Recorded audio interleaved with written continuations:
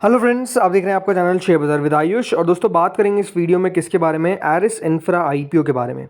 तो friends, Eris infra IPO का आज पहला दिन था और आईपीओ अब आपको ओपन होता हुआ देखने को मिल चुका है और फर्स्ट डे बेसिकली कंप्लीट भी हो चुका है। ये आईपीओ याद रखिएगा दोस्तों, 2 दिन और खुला रहेगा 19 एंड 20 ऑफ जून, जब आप चाहे तो इस इश्यू में पैसा लगा सकते हैं। ₹2 की फेस वैल्यू के साथ कंपनी अपना आईपीओ लेकर आई है। ₹210 से लाकर ₹222 का इसका प्राइस बैंड है।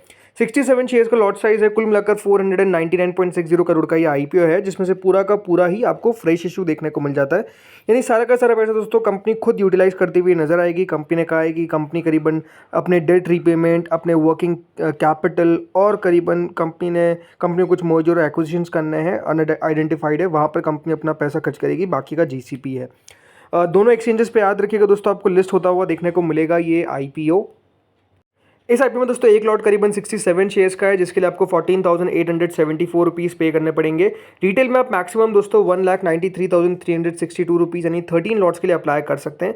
बट हमेशा एक बात ध्यान रखिएगा, अगर रिटेल कैटेगरी ओवर सब्सक्राइब हो जाती है, ओवर सब्सक्राइब का मतलब क्या है कि मान लीजिए रिटेल कैटेगरी को सब्सक्रिप्शन मिलता है मोर देन 1 टाइम्स, कितना, 1 गुना से ज़्यादा अगर इशू सब्सक्राइब हो जाता है, तो फिर ज़्यादा लॉट लगाने का दोस्तों मतलब नहीं बनता। बिकॉज उसके पीछे का रीज़न है कि 1 गुना से ज़्यादा सब्सक्राइब होने के बाद अगर यहाँ पर मान लीजिए for example 3 Guna total retail category subscribe होती है और मैंने अप्लाई कर दिया है फॉर 5 लॉट्स, तो मुझे क्या 5 लॉट का अलॉटमेंट आएगा? अगर अलॉटमेंट मिल गया तो बिल्कुल भी नहीं। आपको अलॉटमेंट दोस्तों सिर्फ एक ही लॉट का मिलेगा, बाकी का 4 लॉट का पैसा वापस रिटर्न आ जाएगा। बट 1 लॉट का ही पैसा कटेगा और बाकी का, जैसे मैंने कहा बाकी का रिफंड आ जाएगा। इसका मतलब क्या है कि वो पैसा दोस्तों कहीं यूटिलाइज नहीं होने वाला है, वो पैसा जस्ट आपका ब्लॉक रहेगा, वापस आपको मिल जाएगा। तो इट्स बेटर कि एक ही लॉट लगाए। अगर ज़्यादा लगाएंगे तो उससे आपको कोई अलॉटमेंट नहीं मिल रहा है। ज़्यादा लॉट लगाना है, ज़्यादा लॉट चाहिए तो एचएनआई में जाइए। मिनिमम इसमें स्मॉल एचएनआई में 14 लॉट्स है, जिसके लिए 2,08,000 रुपये पे करने पड़ेंगे और मैक्सिमम दोस्तों 67 लॉट्स है। इसके अलावा अगर बिग एचएनआई में जाना है तो 68 लॉट्स मिनिमम है और बाकी का ओवरऑल 10,11,432 रुपीज़ पे करना पड़ेगा और बाकी यहाँ पर मैक्सिमम में कोई लिमिट रहती नहीं है। सब्सक्रिप्शन जानने से पहले समझते हैं दोस्तों हर एक कैटेगरी को कितना कितना ऑफर किया गया है। तो दोस्तों अगर आप यहाँ पे देखेंगे, एंकर इन्वेस्टर्स को 45% ऑफ द इशू दिया गया है, 30% दिया गया है क्यूआईबी कैटेगरी को, 15% दिया गया है एनआईएस को, जिसमें बिग एनआईआई को 10%, तो स्मॉल एनआईआई को ऑलमोस्ट 5%, रिटेल कैटेगरी को दिया गया 10% और टोटल मिलाकर 499.60 करोड़ का इस तरीके से यूटिलाइजेशन किया है। तो जो सबसे बड़ा पोर्शन दोस्तों वो एंकर इन्वेस्टर्स के पास गया है और सबसे छोटा पोर्शन जो है वो रिटेल के पास गया है, ओनली 10% का। ऐसा क्यों है? बिकॉज दोस्तों कंपनी एक लॉस मेकिंग फर्म है, इसीलिए अगर आप देखेंगे तो कंपनी को जो रिजर्वेशन था वो सिर्फ 10% रखना पड़ा फॉर द रिटेल कैटेगरी। अगर कंपनी प्रॉफिटेबल होती फॉर द पास्ट 3 ईयर्स तो फिर कंपनी दोस्तों चाहे तो 35% भी रख सकती है रिटेल पोर्शन, बट ऐसा कंपनी के इसमें केस नहीं था। अब चलिए सीधे बात करते हैं पहले दिन दोस्तों आईपीओ कितना पैसा आता हुआ देखने को मिला। तो फर्स्ट दोस्तों जो क्यूआईबी कैटेगरी थी उनकी तरफ से रिस्पांस बिल्कुल डल था, बल्कि इतना डल था कि 0.01 टाइम भी अगर आप देखेंगे सब्सक्रिप्शन नहीं आ पाया।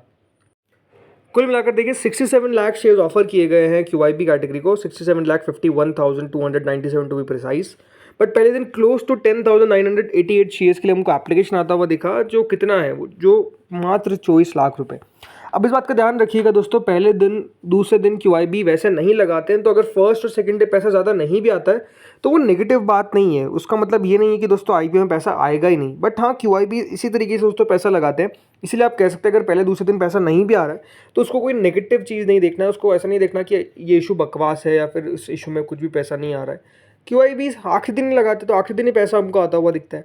फिर आती है दोस्तों एचएनआई कैटेगरी, जिसको हम एनआई भी बोलते हैं, एचएनआई भी बोलते हैं, दोनों है। 20% कुल मिलाकर दोस्तों पहले दिन सब्सक्राइब हो पाई। 33 लाख शेयर्स के सामने क्लोज टू आपको 6,90,000 शेयर्स के लिए एप्लीकेशन आता हुआ दिखा है, जो 15 करोड़ रुपए होता है। अब कितना 15 करोड़ होता है? तो यहाँ पर जो बिग एचएनआई कैटेगरी है, अगर आप देखेंगे 15% इशू को सब्सक्राइब करते हैं। 22,50,000 शेयर्स ऑफर किए गए, जिसके सामने क्लोज टू 3,28,000 शेयर्स के लिए हमको एप्लीकेशन आता हुआ दिखा, जो 7 करोड़ रुपए होता है। वहीं जो स्मॉल चैनल पोर्शन है वो 31% तक सब्सक्राइब हो गया। 11,25,000 शेयर के सामने 3,47,000 शेयर्स के लिए एप्लीकेशन आया, जो करीबन 7,709 लाख होता है। यानी अगर आज आप नोटिस करेंगे तो ज़्यादा पैसा हमको स्मॉल एनआईएस की तरफ से आता हुआ देखने को मिला in comparison with big NI.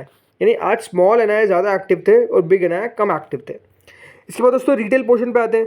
Retail category एकमात्र ऐसी कैटेगरी निकली जो पूरी सब्सक्राइब हो गई, बट उसके पीछे का रीज़न है कि दोस्तों जो रिटेल का रिजर्वेशन है वो मात्र 10% का है। यानी अगर आप देखेंगे रिटेल को मात्र 50 करोड़ के शेयर ऑफर किए गए, तो अगर रिटेल 50 करोड़ रुपए भी लगा देता है तो दोस्तों सीधा ये 1 टाइम सब्सक्राइब हो जाता है। तो रिटेल पोर्शन अगर आप नोटिस करेंगे तो करीबन 1.10 टाइम सब्सक्राइब हुआ है। 22,50,000 शेयर के सामने 24 लाख शेयर्स के लिए हमको एप्लीकेशन आता हुआ दिखा, जो करीबन 54.869 करोड़ होता है। टोटल मिलाकर पहले दिन दोस्तों आईपीओ को 26% सब्सक्रिप्शन रिसीव हुआ, जो करीबन 70 करोड़ रुपीज़ होता है, which is quite less, right. तो इशू को पहले दिन आप कह सकते हैं काफ़ी डल रिस्पॉन्स मिलता हुआ देखने को मिला, कोई खास अच्छा रिस्पॉन्स नहीं मिला। 70 करोड़ रुपए बहुत ज़्यादा कम होते हैं, ये आप मान के चल सकते हैं। तो क्या इशू ख़राब है? देखिए, जिनको नहीं पता है पहले तो ये बात ध्यान रखिएगा, आरिस इंफ्रा क्या है, एक B2B कंस्ट्रक्शन मटेरियल सप्लायर है। कंपनी अगर आप देखेंगे 4 साल पुरानी B2B सप्लायर है कंस्ट्रक्शन मटेरियल की, और इनका 65% जो आपको रेवेन्यू आता हुआ देखने को मिलता है, ये जनरेट होता है from aggregate sale of aggregate and ready mix concrete, जो RMC जिसको हम बोलते हैं। कंपनी अभी अगर आप देखेंगे जो इनका बिजनेस है वो 3 सिटीज़ में कंसंट्रेटेड है, मुंबई, बेंगलुरु और चेन्नई। और मुंबई याद रखिएगा इनके half of the revenue generate करता है, तो अपने आप में बहुत इंपॉर्टेंट फैक्टर है मुंबई। इसके अलावा प्रॉब्लम क्या देखने को मिली कि पहले तो दोस्तों कंपनी एक लॉस मेकिंग कंपनी है। कंपनी का रेवेन्यू अगर आप देखेंगे तो चलिए ठीक है, बढ़ता हुआ देखने को मिल रहा है, बट उस तरीके की शानदार ग्रोथ रेट नहीं है। सिंगल डिजिट अगर आप देखेंगे कंपनी की ग्रोथ रेट रही है। इसके अलावा जो अगर आप नोटिस करेंगे कंपनी के ऊपर कर्जा वो ऑलमोस्ट 323 करोड़ का है। अब 323 करोड़ रुपए का जो कर्जा है दोस्तों, उससे होता क्या है कि कंपनी को जो इंटरेस्ट एक्सपेंस होता है वो ही करीबन 30 करोड़ के आसपास हो जाता है। इतना कंपनी को इंटरेस्ट पे करना पड़ता है। तो इससे होता क्या, जो कंपनी का मुनाफा है दोस्तों वो बच ही नहीं पाता है। इसलिए अगर आप देखेंगे जो कंपनी का प्रॉफिट बिफोर टैक्स था वो करीबन 11.6 करोड़ था, जो ऑलमोस्ट 11.2 करोड़ हो सकता था एसेंशियली अगर सब अदर इनकम को देख लेते हैं। इसका मतलब ये है कि अभी बिजनेस क्या कर रहा है, बिजनेस में अभी दोस्तों प्रॉफिट तो बन ही नहीं रहा है, राइट। बिजनेस अभी आप कह सकते हैं कि ओवरऑल जीरो पे चल रहा है, राइट। मतलब जितना कंपनी कमा रही है उतना ही कंपनी का खर्च भी होता हुआ देखने को मिल रहा है, नहीं कुछ बिजनेस में बच नहीं रहा है। कंपनी ने ये बात क्लियर कर दी कि देखिए जो पैसा कंपनी रेस कर रही है वो अपने डेट रीपेमेंट पे खर्च करेगी, नहीं कंपनी का कर्जा कम होता हुआ देखने को मिलेगा। तब आप कह सकते हैं कि थोड़ा सा एक राहत भरा समय देखने को मिलेगा, बिकॉज कंपनी को उतना कर्जा पे नहीं करना पड़ेगा। जब जैसे दोस्तों कंपनी का डेट खत्म हो जाएगा तो वो जो डेट के साथ इंटरेस्ट का पोर्शन है वो भी चला जाएगा, ठीक है। प्रॉब्लम क्या है, प्रॉब्लम यही है दोस्तों कि कंपनी के मार्जिन उतने कुछ खास नज़र आते नहीं हैं, राइट। इसके अलावा कंपनी का दोस्तों और अगर डिटेल में पढ़ेंगे समझेंगे तो कंपनी ने एक इंटरेस्टिंग बात ये बताई है कि जो कंपनी के कस्टमर्स है, राइट, वो पेमेंट नहीं कर रहे हैं एटलीस्ट 5-5 महीनों तक।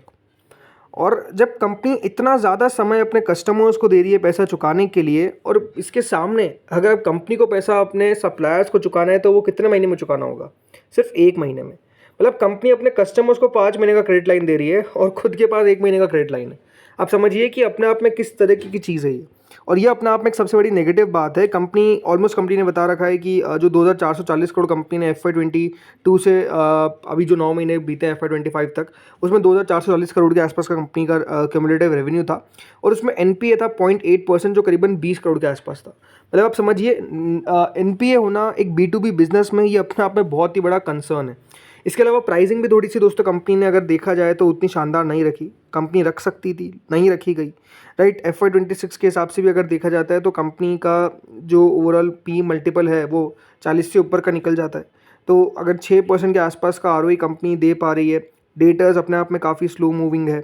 इसके अलावा जो इसके पीयर्स है, राइट, वो अगर आप देखेंगे तो उनका रेवेन्यू भी अपने आप में काफ़ी ज़्यादा है, मार्जिन में इनसे थोड़े से ठीक नज़र आते हैं, प्लस कम पी पे वो मिल जाते हैं। तो आई थिंक बहुत सारे नेगेटिव दोस्तों नज़र आ रहे हैं इस IPO के अंदर। इसलिए लगता नहीं है कि इसमें बहुत ज़्यादा पैसा आता हुआ देखने को मिलेगा।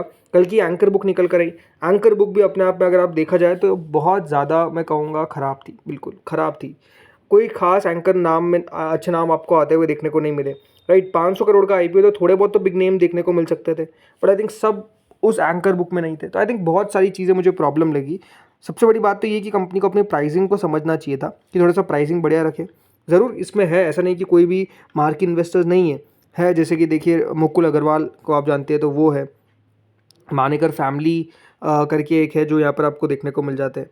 बट जो प्रमोटर का स्टेक है, याद रख गया, जो कंपनी के प्रमोटर का स्टेक है वो भी अगर देखा जाए तो इस IPO के बाद बहुत ज़्यादा नहीं कम होने वाला है। 52% के आसपास है, जो 38% तक आ जाएगा, तो वो भी अगर आप देखेंगे तो कम ही है।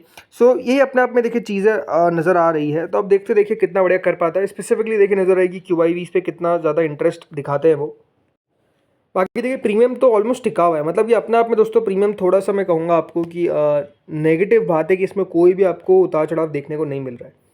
इसका मतलब क्या है कि देखिए सौदे रुक चुके हैं और हो सकता है कि दोस्तों after the last day premium में आपको एक्शन देखने को मिले और वो एक्शन डाउन साइड में ज़्यादा चांसेस है कि जाता हुआ नजर है। तो आई थिंक थोड़ा सा कॉशियस है। मैं ये कहूँगा दोस्तों इस आईपीओ में अभी वेट करें ना अप्लाई करें। पहले दूसरे दिन तो बिल्कुल वेट करना है, तीसरे दिन देखा जाएगा कि यहाँ पर किस तरीके से आईपीओ में एक्शन आता हुआ देखने को मिल रहा है। अदरवाइज अगर आप मुझसे पूछेंगे तो मेरे लिए दोस्तों अभी ये 70% अवॉइड का कैंडिडेट है। जी हाँ, मैं भी हो सकता है कि इस आईपीओ में अप्लाई ना करूं। अवॉइड का कैंडिडेट है 70%। 30% चांसेस कब बनेंगे, जब यहाँ पर अगर ऐसा लगेगा कि क्यूआईबी कुछ पैसा लगाते हुए दिख रहे हैं। Otherwise it's a clear cut avoid मेरे हिसाब से, मुझे ऐसा लगता है। तो दोस्तों इस वीडियो में इतना ही था। होपफुली वीडियो बढ़िया लगा होगा। अगर आपको अच्छा लगा तो लाइक कर देना, चैनल से पहली बार जुड़े सब्सक्राइब कर देना। Thank you friends watching this video.